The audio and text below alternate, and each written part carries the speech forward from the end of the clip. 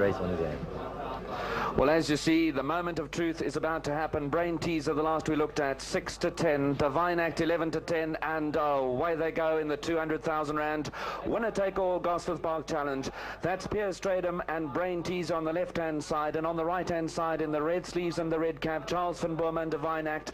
And there's nothing in it at this stage as they come down towards the 600-meter pole. If anything, Brainteaser, perhaps a little surprisingly, matching strides with Divine Act, because we thought that Divine Act would go ahead early on and that Piers Stradum would ride a waiting race on Piers Stradum. But there's nothing to it as they come down towards the 400-meter pole.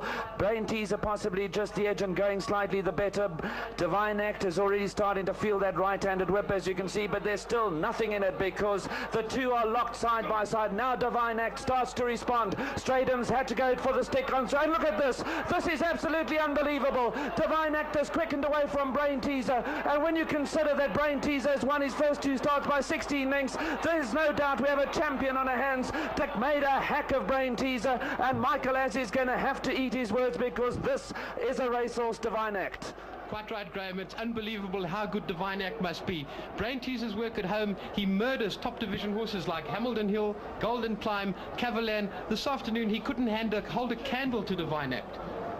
Not in the least. As they came to the fore, in fact, Charles van Boemer was the first to go for the stick, but I think there was a safety precaution, if I may say so, because here we see in slow motion, once he asked Divine Act to quicken, it was a matter of strides before he took control of the race, and there was absolutely nothing that Piers Stradum and Brainteaser could do about it.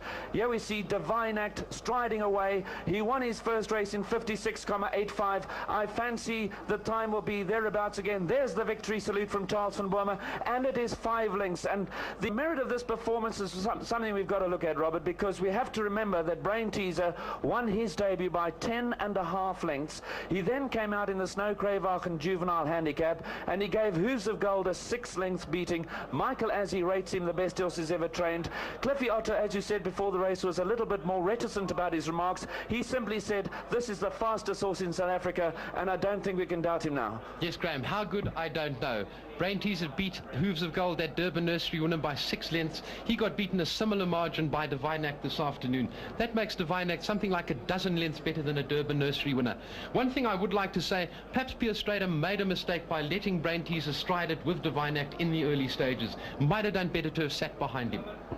Well, quite frankly, Robert, I don't think that it would have made any difference today, because Divine Act was simply far too good for him, and 200,000 rand goes into Mr. Roy Groenendyke's bank account. Charles van Boemer was absolutely delighted.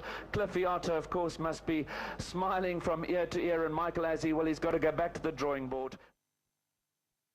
Well, here we go. This is the lead-in, and Cliffy, just talk us through this moment, because you say this was very stressful.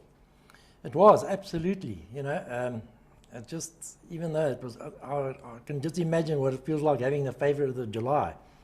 You know, that's how I felt. It was really stressful.